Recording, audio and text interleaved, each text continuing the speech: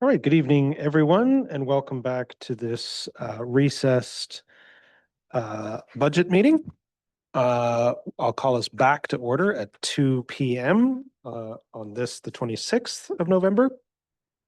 I'm going to look to the committee to suspend the procedural bylaw once again to permit an open forum. Moved by Councillor Broderick, seconded by the mayor. Any discussion on that? Seeing none, I'll call the question. All those in favor?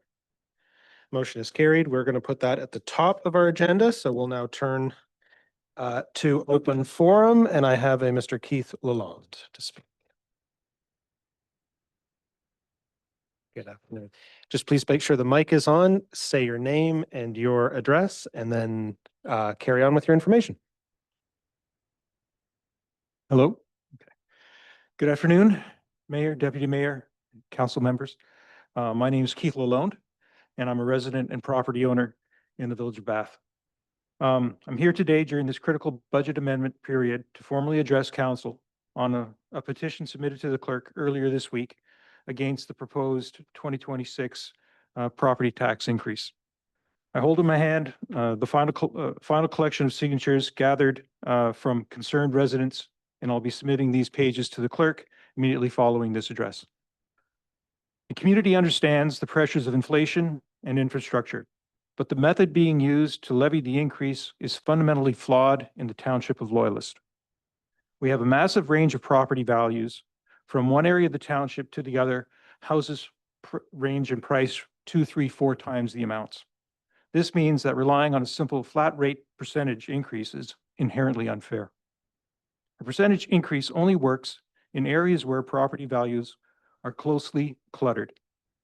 When there's such a wide variation, a percentage increase places a disproportionate and crushing burden on the higher assessed properties. To illustrate this, my property bill last year was $8,600, far above the $2,500 average quoted. When this proposed increase is applied to a bill this large or larger, it demands an untenable amount that far exceeds the reasonable increase in the service costs. To show the absurdity of the structure, consider the $3 garbage tag. That tag represents a fair user pay model, one tag for one bag paid by all residents. Now, imagine if the cost of that tag was calculated as a percentage of the annual tax bill. I would be paying over $10 for a single bag tag for the exact same service. This percentage-based tax increase is doing precisely that across the entire municipal budget.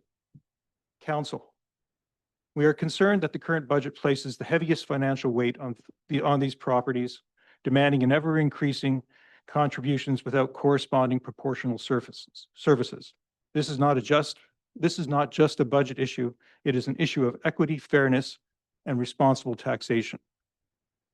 The council has the power during this amendment period to correct this course. Dozens of signatures on this petition respectively and urgently request the council use the remaining deliberation period to 1, significantly reduce the proposed tax levy increase, 2, identify and implement further operational efficiencies across all departments before passing on costs to the taxpayer, and 3, prioritize core essential services and fund the asset management plan while deferring or finding alternative funding for non-essential capital projects. The residents of Loyalist Township are asking you to demonstrate fiscal restraint and sensitivity to the economic realities facing our community. We ask that you listen to our collective voice. Thank you for your time and this opportunity to speak. Thank you, Mr. Lalonde. Very much appreciated. There will be some presentation by staff in the next short while that will be of relevance to what you've presented if you want to hang around, but otherwise you're free to leave whenever. And yeah, you can hand that to the clerk. Thank you. Okay, we'll now move on further, and I'm going to turn to our treasurer who does have some things to present.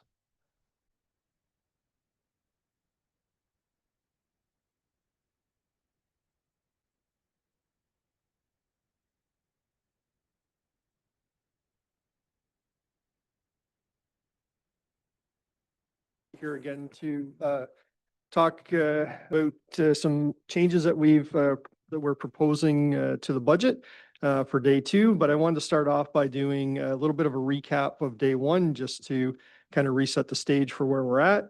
Then we have some additional information. There were some questions and some comments made by council requesting a bit of information, so we'll present that. And then we have a few changes proposed for the capital budget, a few changes for the operating budget, which we'll get into as we move forward. And then we have have a bit of a discussion about some potential applications to the community grant. And then we just have kind of a summary on what, just a couple slides summarizing everything so council can see where we're at. So in terms of a recap from day one, I just wanted to go back and kind of highlight some of the strategic investments that are in this budget that's before council. So a couple of things that I wanted to highlight was an additional 40,000 for our doctor recruitment program, an additional 358,000 for new investment in our capital infrastructure, and that money is going directly to new capital work that's being done. We have an additional 110,000 investment in our fleet replacement, and we have 700,000 in the budget for CIP investment for affordable and purpose-built rental housing. And we're able to have that in the budget that's being funded through the Housing Accelerator funds that we'll be receiving. In addition, we're investing in our IT infrastructure, 50,000 in our cyber incident response plan, and also an additional 100,000 to start implementing our IT master plan. The budget also includes some additional revenues. And again, I'm not going through all of them, but just highlighting some of the ones here. We have an additional 50,000 in revenue that we have in the budget to recover from our fire training center. So this is when we're putting on training sessions for other fire departments in the area when they use our training center. And we also have 160,000 of additional revenue in the budget from the county of Lennox and Addington for road work that we do on their behalf. In addition, we also have some mitigation measures that we've put into this budget to help reduce the tax increase and kind of spread some of these one-time or large increases over a couple of years. The first one being we're bringing in 350,000 from our rate stabilization reserve to help offset kind of the one-time increases that we're seeing from the Henderson project, redevelopment project, and an additional 235,000 to offset increases in new debt. So as council's aware, we have some new debt issues that we'll have to do in 2026. That's to issue debt from some projects in past years, which is having an increase in our operating budget. And again, because those are significant costs coming in one year, we're trying to phase that in over a couple of years with some reserve money. And in addition, we have 212,000 decrease in our recycling costs, and that's due to the transition to the producer responsibility that came into effect. And then the last comment I just wanted to talk about was, I'm going to say what I can refer to as kind of cost containment. Yes, there's some one-time costs that we've talked about at the last meeting, but in general, we've been able to, other than those one-time hits, we've been able to keep all of our departmental budgets around the 2% mark in terms of increases across the board. So we've definitely tried to keep those increases at a level that's close to inflation, knowing that we had lots of other pressures on the budget. So at the end of the day last week, we were sitting at a proposed 4.93% tax increase. The committee basically tasked staff with going back and revisiting the budget to see if we could come in less than 4%. And I'm happy to say what we'll be talking about today. We are looking at a revised tax increase of 3.64%. And we'll get into some of the details on how we get there as we move forward, but that's basically where we're sitting at this point for the proposal. So the next stage of the presentation, I'm going to be calling on some of my colleagues to come up and assist with the next few slides. This is in response to some of the information or questions that were asked by council. So we wanted to respond back and just provide some additional information on some of those topics. So the first one that came up was some investment in our rural roads, and Charles is going to speak to this.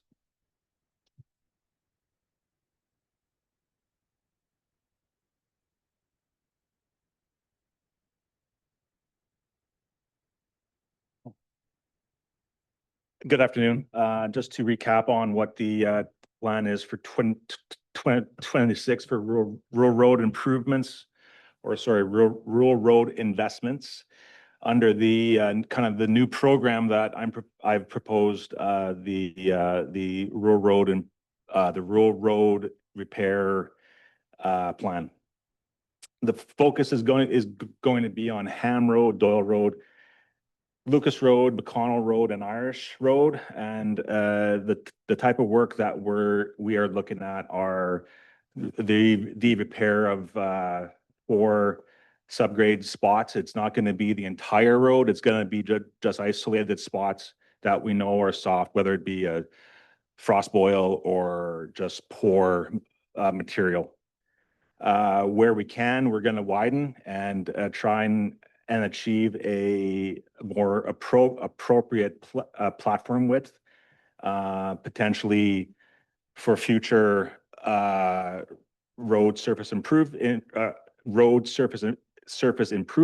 or just to make the road safer for the traveling public. And then, of course, along with all that, we will be addressing any drainage concerns and replacing culverts as needed. Based on the existing information that we have right now, we do not anticipate there being any level of service increases. So that means no gravel roads going to hard surface. However, we have identified additional funds in future years to reflect the potential of that. Going forward, though, for each year, we will be assessing and considering those budget allocations appropriately. Basically, if the warrant is there and if council approves, then we would proceed with a level of service increase. I also want to share this as a little bit of added information. Since the inception of the service request registry in 2019, we've had a total of 178 calls related to gravel roads from 118 different callers on 39 different roads. The top 5 roads are Doyle Road, Lucas Road, McConnell Road, Switzerville Road, and Thorpe Road. Overall, that equates to 8% of all calls pertaining to roads and 1% of all calls overall. So I would consider that low.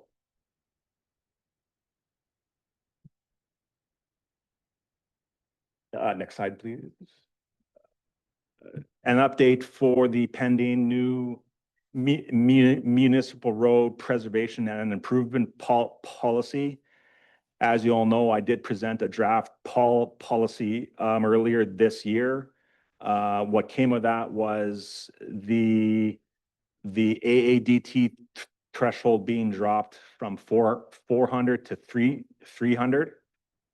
The new policy will also include more comprehensive factors to consider, such as isolation, high maintenance costs, roadway connectivity, roads that experience irregular high AADTs, and the idea of eliminating all gravel within communities and hamlets. a more formalized criteria is being developed, similar to the matrix that was part of the original plan or the original policy. This one will be a little bit more simplified to follow, and will include a scoring matrix that will allow staff to better assess and present to council those roads that may be warranted for improvement. And I'm hoping that I will be able to bring that revised policy to council in early 26.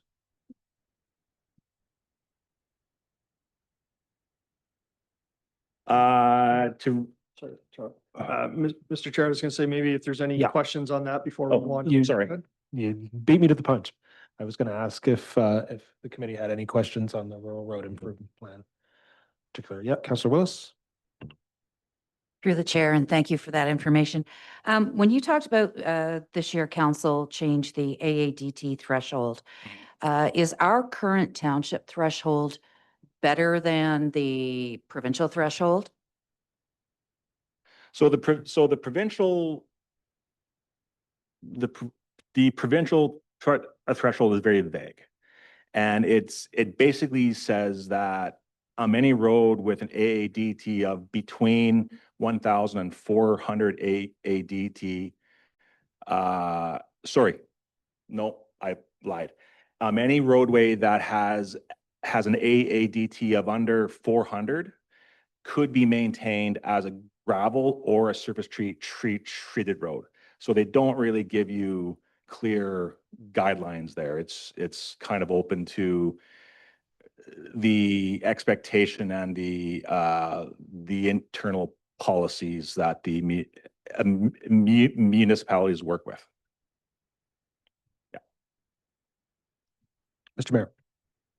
Thank you. Through you, you'd mentioned that none of the roads currently meet the criteria for upgrading to asphalt or surface treatment. Does that go, if I remember correctly, that goes for the new one, the new matrix as well, where none of the roads met the 300 AADT? There was Doyle Road that technically did, but I believe because of the county's plan of the expansion of Taylor Kidd, that to the west, improving Doyle Road at this time probably wouldn't make sense. Okay, thank you. Others. Please proceed. So to further explain the requirement of having the wash pad at the County Road 6 garage, this was part of the original design of the expansion of the site. So essentially, this sits as unfinished work. It is a requirement if we want to continue to wash vehicles and equipment outside, which we do. We do want to try and limit as much as we can the amount of washing that we perform inside, because that wash water goes directly into the septic bed, and we don't want to overextend that. The outside wash pad would feed into the existing oil grit separator, which then is processed and dumped directly into the on-site storm pond. Part of that means that we cannot use detergents, soaps when we're washing outside. And already to date, there has been some work performed when the expansion work was being carried out. So there is some infrastructure in place to support the wash pad. Was there any questions about that? I'm not seeing any. I think that's it. Yeah, Mr. Chair, the next slide has to do with the fire department.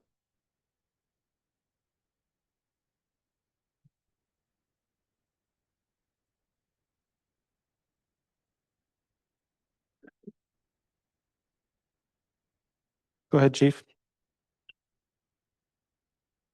Good afternoon, council. So the recovery of fire costs on local roads, I looked into it after last week. This is a common practice throughout the fire service. It's lots of departments do this, very similar to what we already do on the King Series highways. We do recover costs through the MTO portal. If we were to do this, we would create our own process so we could do this. We can't do it through the MTO portal as we do on the King's highways. I checked our current fee schedule and it does enable us to do this already. So that part of it's done, which is good.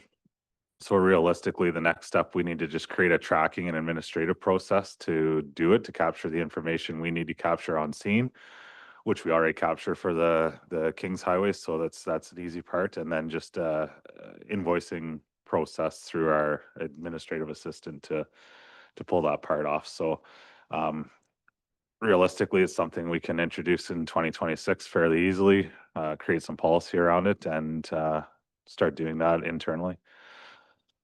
I don't have an estimate of what that's going to generate revenue wise at this point, but it's something we can definitely enable.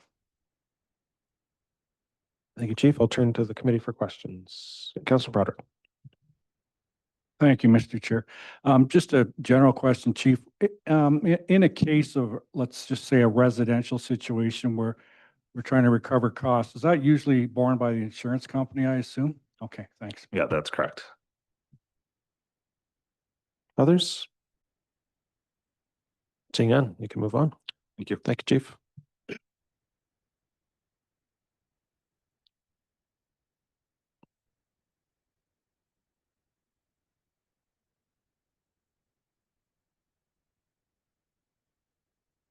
Go ahead, Mr. Hooper. Thank you. Based on the last meeting, there was some comments regarding the software costs for the IT budget, I think relating to some of the multi-year costs that were mentioned. I just wanted to provide some clarity with that. And under this year's budget, there's really only one cost that is going to be a multi-year cost, and that equates to $33,000. The rest of the software expenses that you're seeing this year are related to several new applications or platforms that are being requested, as well as a number of increases related to just the annual costs of software going up through the vendors. Excuse me. And then we had a good chunk of licensing increases due to trying to provide extra security for multiple platforms that we already use within the organization. So we have about 30 to 50 different platforms of software or websites that we use. And in order to provide multi-factor authentication or some kind of additional layer of security to protect them, we require certain licensing from Microsoft. So we have staff that range from part-time that need those licenses all the way to full-time. So there was a good chunk of licensing that was budgeted for next year for that as well. Questions for IT? Seeing none, thank you, Mr. Hooper.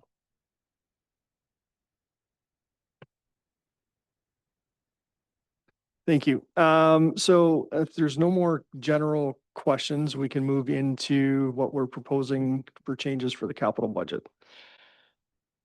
So basically, we have 4 items that we're bringing forward as proposed changes to the capital budget. The first one is a potential addition to the budget, and this was brought up by the committee at the last meeting.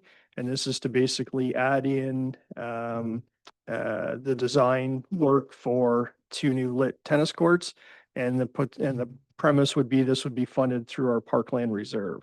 So I'm not sure if, do you want to speak to that anymore, or basically in doing so, there is some key challenges as we've outlined here, kind of moving forward to have all that work done this year. So it's something that we would definitely be starting to look at. But we're looking at a design and in the future.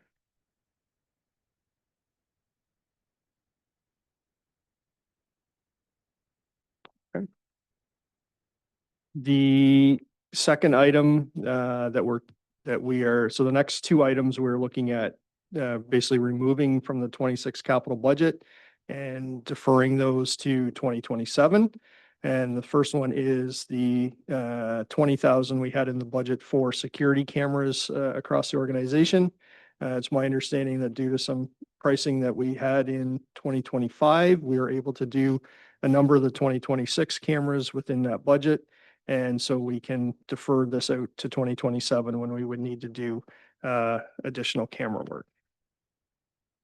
The next one is we had 16,000 in the budget for printers and a plotter. It's my understanding that this can also be deferred until 2027 at this point. Staff feel that we can continue on with the existing printers that we have to get through to another year. And then the last item that we're proposing is a reduction, and this also came out of the last budget meeting, is to reduce the amount that we had for council devices from 20,000 to 10. Basically looking at if we have some returning counselors, potentially repurposing some of the devices they already have. And then we feel that the 10,000 that's left should be sufficient to handle that moving forward. So those are basically the four items that we're proposing as changes to the capital budget. When you net those all out, it results in a $9,000 net increase to our proposed capital budget, which is very minor. And both of those items would be, the first one, the part would be funded from the Parkland Reserve.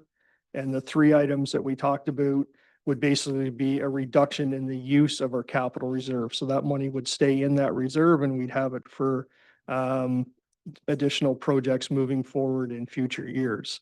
So as I say, there's a $9,000 increase to the capital budget, but I just want to reconfirm that this will not have an impact on the tax rate because it is funded from various reserves. So this won't affect the bottom line and tax rate that we'll be talking about in a minute.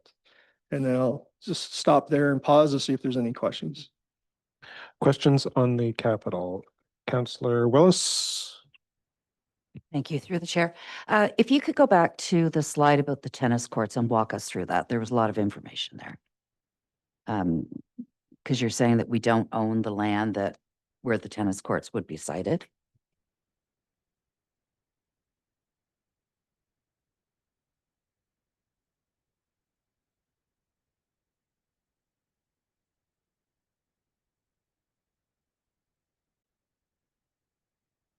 Go ahead, Mr. Cebulski. Thank you, through the chair, directed to Councillor Willis. Just some additional information regarding the tennis court proposed capital project. I'll just give you a little bit of the speaking notes that I do have prepared that do outline what could be some of the concerns or requests for additional information. So this section of the budget presentation focuses on the proposed project to design 2 new lit tennis courts in Odessa. So those were identified as recommendation F33 in the approved Parks Recreation Master Plan. The design phase is estimated at $55,000 in total, and we are proposing to fund this through the Parkland Reserve as outlined by the treasurer. The project overview is as outlined. This will be strictly considering the design stage of this work, not construction. So design would include site planning, lighting specifications, and preparation for future build. The original timeline that was identified in the Parks Recreation Master Plan and long range financial plan anticipated design in 2031 with construction in 2032. Some of the key challenges are location selection, as outlined. The preferred site that was identified in the Parks and Recreation Master Plan is privately owned. No communication has happened yet with the owner of that parcel, so no negotiations regarding an agreement or an MOU could delay design. Alternative sites have been reviewed, but many are either too small, have other related layout or spatial concerns, or are not township-owned property. One of the identified parks was Centennial Park, but it is excluded from the shortlist due to floodplain concerns as well as MTO restrictions. Another factor affecting the timeline of this is public consultation. So the management of this project, currently engineering has a pretty large workload for 2026. So if they did lead the design, it could delay other priority projects as their 2026 capital project is already accounted for. So to, let's say, accommodate pivoting of the timeline of this project, Recreation would need to step in and manage the design process of this feasibility. Ultimately, public consultation and site planning will also extend those timelines. So in closing, while the design phase is budgeted for $55,000 and can be funded through our reserves, location selection, public consultation, and other nuances will be key factors in determining the location and timeline. We will continue to evaluate options and engage stakeholders to ensure best outcome for the community, but ultimately, the discretion of this project does lie with the needs of public office. Thank you, Mr. Spolsky. Good. Councilor Broderick, you had a question? Thank you, Mr. Chair. I think you pretty well answered what I was just looking at, 2026 to do a plan, and then we're not swinging our rackets till 2032. So is the property issue the big issue that makes that a 6-year, from start to finish? Is that the number one, you think? Well, it could be Councilor Broderick, and this is directed through the chair, so I appreciate that. Ultimately, we can't necessarily foresee or anticipate what the timeline could be. If we have well-engaged partners and there is some common ground that can be established, things can move a little bit faster. But again, I wouldn't want to necessarily put out a defined expectation of what that could be. Thank you. Others? Mr. Mayor? This might be a question for finance, instead of you, Matt, sorry. I'm just looking at the balances in the reserve funds. If this comes out of the park reserve funds, am I reading it correctly that we will be down in the neighborhood of around 290,000 left in that reserve? And I'm just looking up on tab 11 of the binder on the first page at the top. I just want to confirm I'm looking at the right location.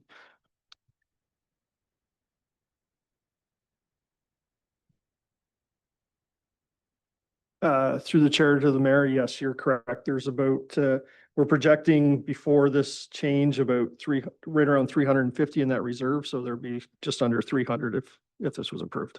Okay, thank you. Others?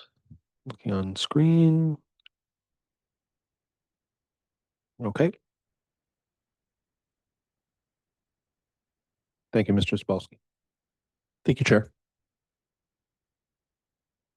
Okay, if there's no other questions on the proposed capital changes, then we can move into operations. Okay.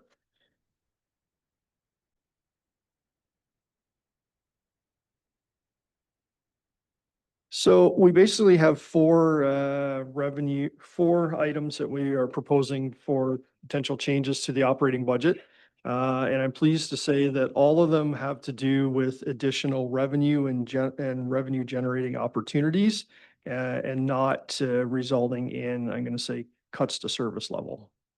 So the first one, and this came up at the last meeting, and it was something that actually staff had been chatting about just before the meeting, was the opportunity to have spring ice at the arena and have it in a bit longer. So what the proposal here is to basically keep the ice in for basically 4 additional weeks till roughly May the 10th. And with the potential additional revenue generation of possibly around 51,000.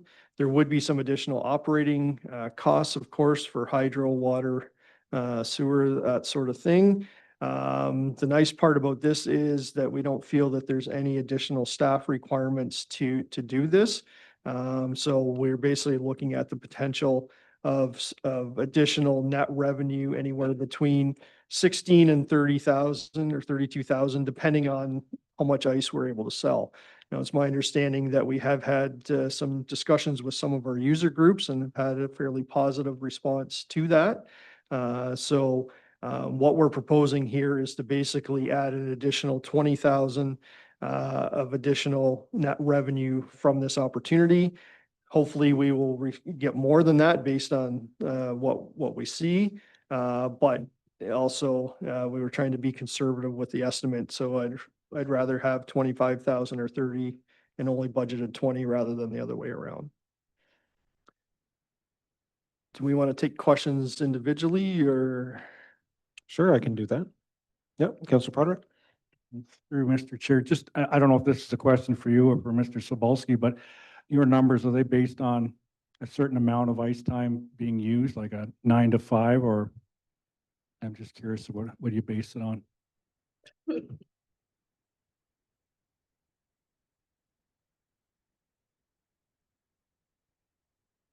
Sorry, Mr. Sabelski, it's musical chairs for The- our online viewers.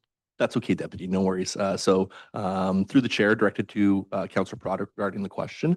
So realistically, we're looking at a bill rate for that extended 4 week of service around 80%. Councilor Buderick. Just curious if if it's just local residents that we've been talking to about filling that 4 week plan, or if we've looked outside of that. Just curious on who we're targeting for the rentals. So response through the chair to Councilor Buderick. We have engaged our primary local partners and user groups, as well as some additional user groups that are outside the township. So in total, we're probably looking at a split of 80% local, 20% outside township. Good, okay. Thank you, Mr. Sabelski. Okay, next.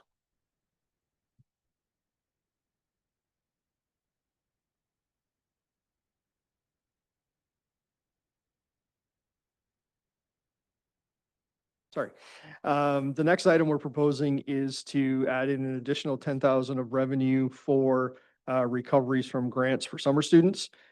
This did come up at the last meeting and we have gone back and we did not include any money had not previously included any money in the 26 budget for that. And so we're proposing to add 10,000 of revenue in for potential grants for summer students. Any questions on the summer grants? Okay, carry on. The third item, and this one was discussed last night at our council meeting. This has to do with the additional planning and development fees and the increases that were approved at last night's meeting. And this would has the potential to generate an additional 108,000 of revenue in 2026. Questions on that? Seeing none, carry on. And the fourth item I wanted to talk about is actually some very good news. We've been made aware of some additional supplementary assessment through MPAC. And as well, we have also received the final 2026 assessment roll at the end of last week. So in conjunction with that new assessment, that will generate an additional 165,000 in new taxation revenue, which has the potential alone of decreasing our tax requirement by 0.7 of 1%. So when you basically put those all together, that has a net reduction in the tax levy requirement of 303,000. And that equates to what I mentioned before. We're now looking at a revised residential tax increase of 3.64%. And again, we just got a couple slides just updating from the previous. So that results in a 24.457 million of tax levy requirement. And again, the amount of debt and the contributions to capital is unchanged from the previous day. And we've just updated this slide. This just shows that we now have 465,000 of assessment or dollars from new assessment growth. And resulting in the 3.64% tax increase on the resident or on the township portion of the tax bill. And so I'll pause there. That's really all we have from the operational point of view, and see if there's any additional questions. Turn to the committee for some questions. Councilor Broderick. Thank you, Mr. Chair, and through you. Just on the impact piece, so that that money is all based on growth? That is correct, yes. Okay, and just, I'm looking at last year's final property bill here. So last year, we had a levy increase of 5.09 in our mailing. I think this was in June. So was that, the chart you just had up there, the 4.7, that was the actual? I'm just trying to sort of balance these two numbers together. Councillor Broderick, what you would have had there likely includes the county. Well, no, rate. I'm reading the line that says Loyalist Township, and as I read across, it says 5.09. The county was 4.11. And education was unchanged. I'm just trying to balance that. Was that just an interim number there, that 509? Or could you get back to me on that? You know, it's. I'll have to get back to you on Okay. that. It should be, it should, it should equate to the 4.7 in this Okay. chart, but we are talking about the same portion of the tax bill. Okay. So this year it would be, instead of that number or the 4.7, it would be 3.64 for this year. Okay, thanks. Others, questions?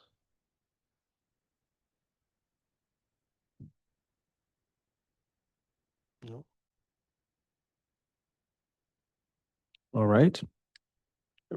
Anything else from staff? Sorry. Okay, thank you, Mr. Chair. That's basically what we had for the proposed changes to the budget. We do have a couple more slides. The next one, basically, the potential for community grant applications for the township. And we have put forward 4 potential items to apply. So we need to have that discussion with the committee and looking for some recommendations. So first one being 60,000 for physician recruitment. This would include the 40,000 that's in the existing budget, as well as an additional 20,000 for an additional doctor. We've also put forward the net costs of the tree initiative that's in this year's budget of 24,000. The third project is the Nielsen Store project. And again, there's a range here. We do have a grant application in for part of this project. So if we do receive that grant, the remainder would be the 146. If we didn't get the grant, the amount left would be 225 for that project. And then we have 15,000 for the community gardens. And again, we have applied for another grant for that project. But if that grant wasn't approved, then we'd be looking at applying to this for that project as well. Okay, well, let's have a discussion on that, on the community grant. Councillor Willis.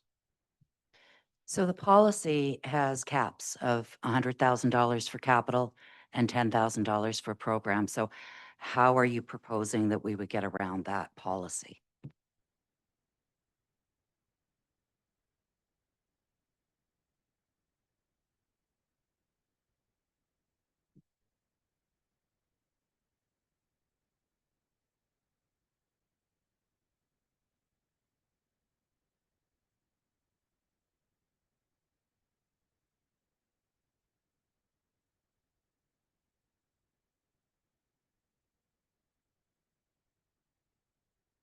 Through the chair to Councillor Willis, absolutely, there are caps in the policy. So if council direction is to apply for the policy caps of $10,000 for the program and event stream for any of these programs, or for the cap of $100,000 for the capital stream, then that is what staff would do.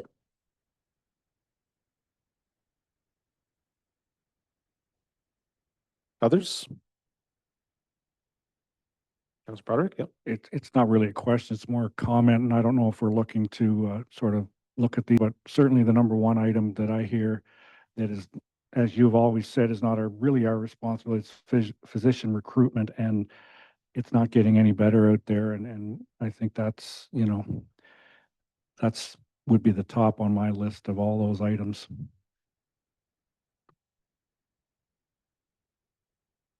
Other suggestions? Yep, Councillor Budrick. I also would agree with Councilor Broderick on physician recruitment as our population ages. We're hearing more and more, and we're losing doctors. So we've got quite a few people within our municipality that don't have a doctor currently. So I'm all for that. Okay, thank you, Councilor Budrick. Others?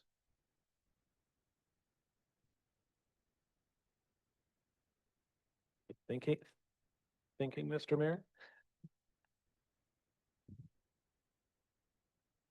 Yep, go ahead. Yep. Little unprepared for this. I can't think of the name. The tree initiative and the community gardens, they would both fall under some of the township existing plans, are they not? The community gardens could be sustainable food for the township. And the tree initiative, did that not fall under, it was, and I can't think of the term of it, the environmental, that's it, Resilient Climate Action Plan. Thank you.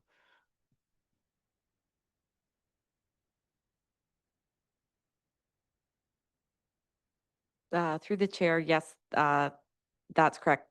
Those specific plans don't include specific funding for the programs that are included within them.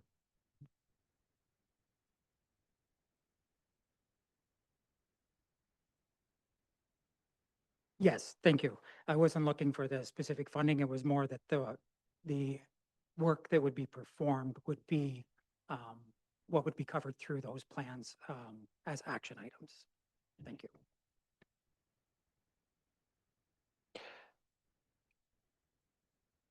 Do you want to say something, CAO?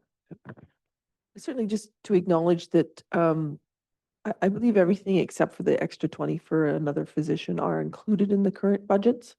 This is kind of like a funding option that would reduce the levy requirements for the operating if we got it. So I mean, we do need to seek direction per council's direction with respect to what we apply for. We have been limited to applying once for the program stream and the capital stream. I know that sometimes the applications are higher than the max, and then it's up to the committee to determine what is approved. But these are in, as I said, except the extra 20 for the extra physician, which we were going to ask for, but that's why we've set it 60 and not. The other amounts are in the existing budgets. Thank you, CFO. Yep, Councilor Broderick. Just a comment, I would personally ask, however it works, the staff to apply under all of those, anything that can bring even further down the budget numbers that would be appreciated by the taxpayers, I'm sure, and within the policy. Well, I think they're looking for which specific ones. Well, we can't. Because we're trying to abide by the Give policy. me a number. I would Yep. say the top one is the doctors. Okay, yeah, I've heard that. Yep. Mr. Mayor. Just for clarification, can we not apply as presented? And it would be the committee that could decide if they want to say the physician recruitment, take it down to the 10,000, then that could be the recommendation that came back to council. I'm just asking the question. To me, it appears that that would be an option. And if it did come back at the policy levels, then that's what would be coming back to council for consideration. Yes, Councilor Buderick. I'd only like to pick one and apply just because if we put all of them in there, we're definitely going against the policies of the commission itself or the committee itself. And it would come back to council and we could override them. Basically be a slap in the face to everybody who sits on the committee that takes the time to look at all those different things as an option. And if we now could pick one, I think that would be the best, or one in each capital and other. That's just my thoughts. Thank you, Councilor Buderick.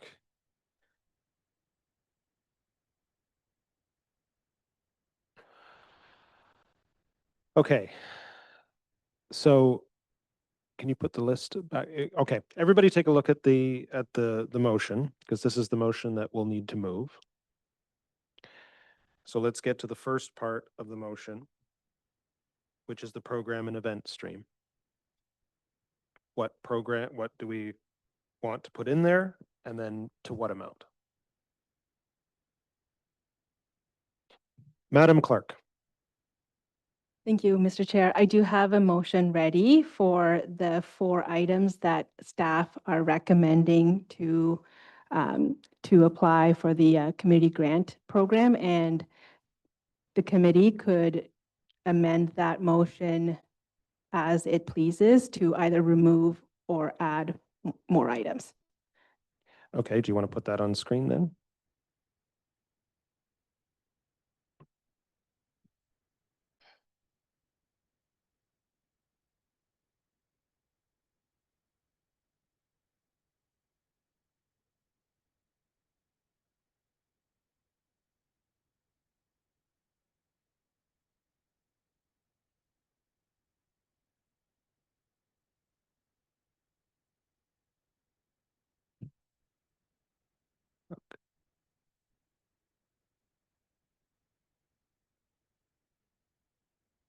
What are committee's wishes?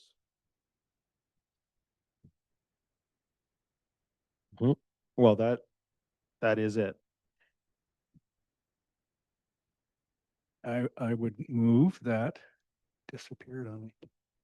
Staff be directed to make an application to Township Community Grant Program to fund $60,000 physician recruitment.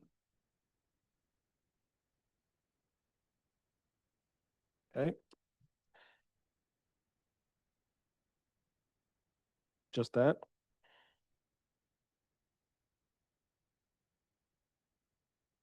Okay, we'll start there. Can I get a seconder for that motion? Counselor Parks, mover. I'm going to admit I'm in the boat of no doctor, and I know there's many of us in this room that are in the same spot, and it's anything we can do to encourage recruitment to our area to serve an ever-aging population. There's no doubt about that. And if you take a walk through one of the bigger clinics in the area, you'll note that many of those doctors are also on the, I guess you would say, the retirement side of their career. So I think we need to do what we can for that and not wait for other levels of government to get things together. Okay, I'll turn to Counselor Parks first. Counselor Willis, I'd like to offer a friendly amendment, by all means. that the motion be modified to include the tree program and the community garden program. Through Mr. Chair, given that I've heard some differentiating viewpoints, I would not consider this a friendly amendment. And if I could ask the committee to make a motion for each of the items separately, and then that way the direction to the staff is very clear. Very well. Any further discussion on this motion that's on the floor? Call the question. All those in favor? Motion is carried. Next up, Counselor Willis. We get the language again. Yeah. So I would make a motion that the tree program be funded, or that staff make application to fund the tree program through the community benefits program. Okay, there's a motion to fund the tree initiative. Can I get a seconder for that motion? Counselor Broderick. Mover, any discussion? Seconder? Just one question through you to staff. Is this a program where, I'm just trying to get, is this the program where residents would pay a small fee, or is this totally funded for the township? Because I know there was something last year. I may have my township and conservation authority mixed up, but if somebody could comment on that. Mr. McDonald has jumped to the fore. Yeah, through you, Mr. Chair. That's correct, Councillor Broderick. The way the program was structured last year was residents paid a $25 fee, with the rest of the cost being covered by the township. And that program would be funded the same way this year. Okay. Any further discussion on that? Okay, then I would call the question. All those in favor? 1, 2, 3, 4, 5. Motion is carried. Any more? Counselor Willis. I'd like to move that that staff be directed to apply to the community benefit funds for the community garden program. The community garden program, is there a seconder for that? Counselor Parks.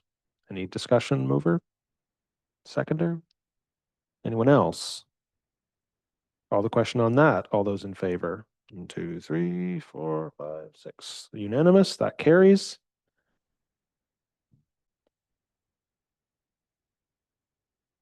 Looks like we're all done.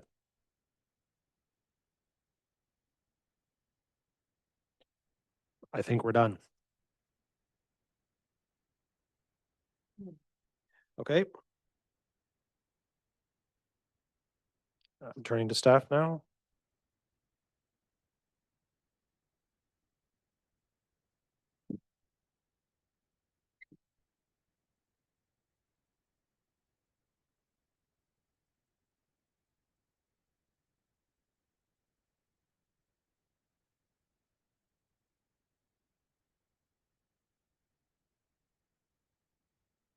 This had to, yeah. So thank you, Mr. Chair. That really concludes what staff has to put forward for this discussion. There are basically a couple resolutions that, and I'll just confer with the clerk here, but that we would ask for the committee to basically approve this, because this would, the committee has the ability to approve or put forward amendments. So this would be an amendment to the budget, and it's basically based on what we presented.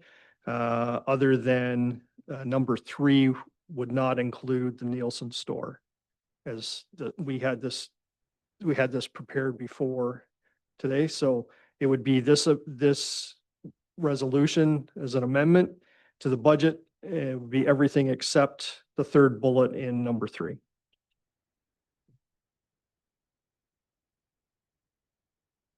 I think I can do it from the presentation.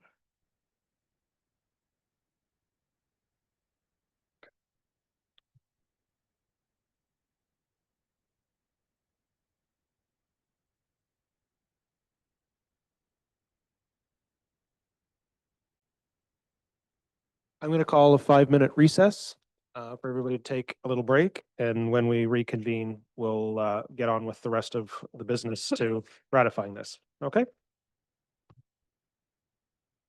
Everybody can come back at, we'll say, let's give us 10 minutes. We'll come back at 10 minutes past 3.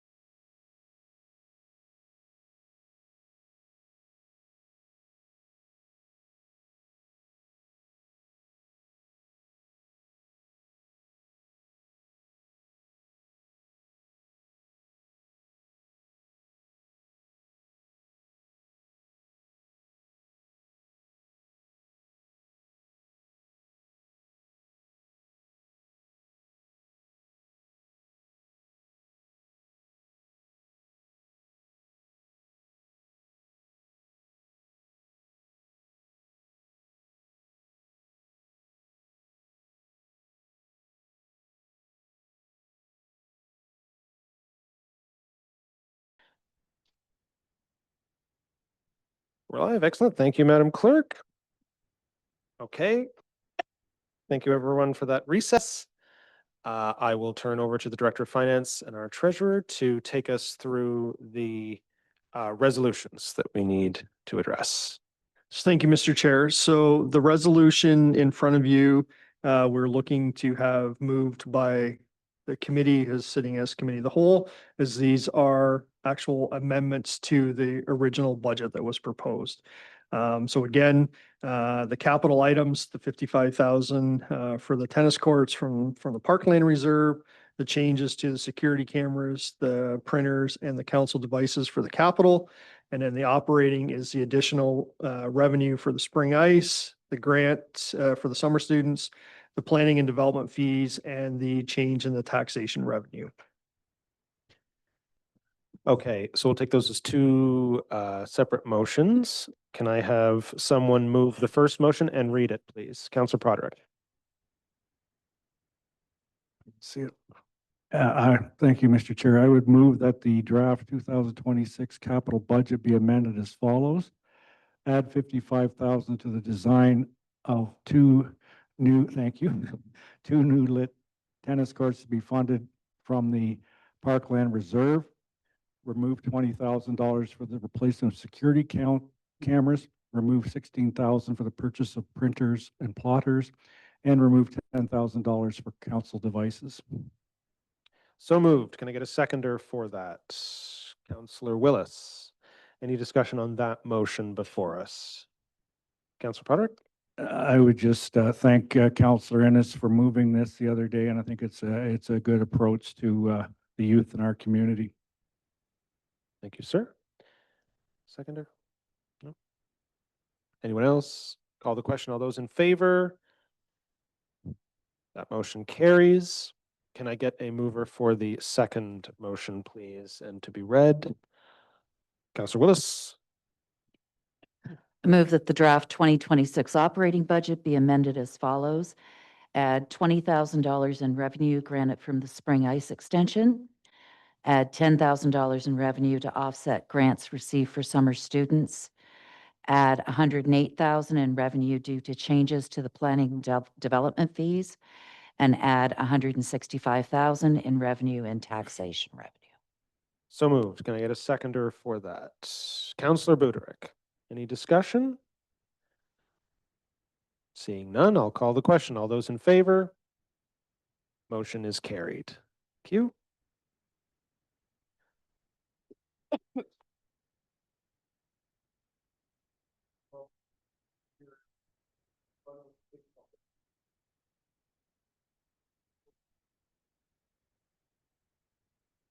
If there are no more amendments to the proposed budget, then the committee could adjourn and move into council.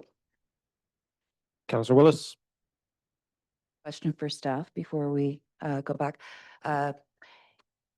From the gentleman that spoke in open forum today. So is there any model that you're aware of in Ontario municipalities where the tax adjustment is not done as a percentage of the base rate tax? Mr. Chair, through you to Councillor Willis, no, and we are legislated by the Municipal Act on that we have to bill on an assessment basis. Thank you for that. Yes. And if the gentleman had stuck around, I was going to remark that the Association of Municipalities of Ontario continues to advocate for a social and fiscal review, and that, you know, provincial municipal finances do need addressing. We recognize the challenges that he faced. There is a lot that is regressive and not progressive about property taxation, but again, to the treasurer's point, it's the system that we have. Any other questions before we adjourn? Okay, then I would take a motion to adjourn from Committee of the Whole. Councillor Willis, seconded by Mr. Mayor. All those in favor? Motion is carried. We are adjourned at 3:19. We are now back in regular council, and we can put up motions coming out of Committee of the Whole.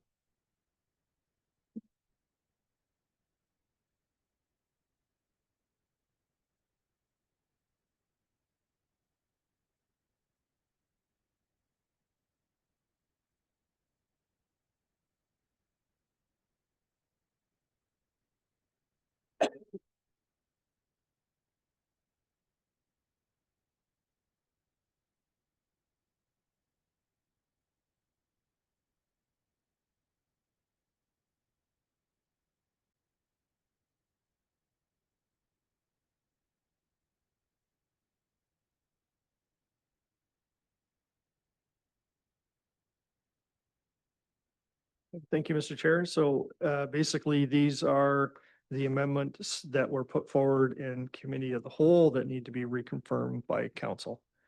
And this includes the one for the grant as well. Mhm. And then there's the fourth one, basically asking council to reduce the time period that they have to put forward amendments to today's date.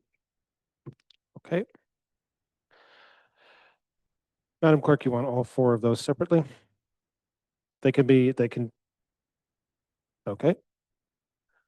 So we have them before us. They can be ratified all at once, unless anybody wants to draw them out. Councillor Broderick?